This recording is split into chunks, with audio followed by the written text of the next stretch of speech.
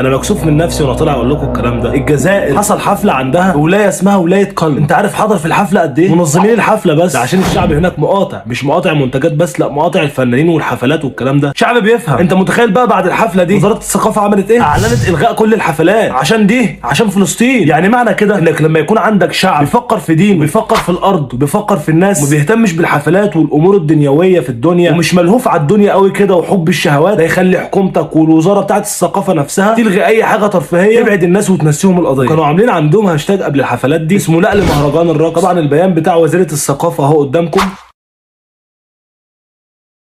البيان كبير بس انا هقول لكم الملخص بتاعه، بعيدا عن ان هم بيقولوا متضامنين مع القضيه الفلسطينيه وعلى دماغنا وكل حاجه، بس حته ان هي تقول تاجيل كل المهرجانات الفنيه الكبرى التي كانت مبرمجه هذه الصائفه. يعني طول الصيف ده كل المهرجانات اتلغت، واللي عاجبه عاجبه واللي مش عاجبه مش مهم، مش بتاعنا. اتمنى بقى مصر تعمل نفس الحوار ده، نخلي عندنا دم.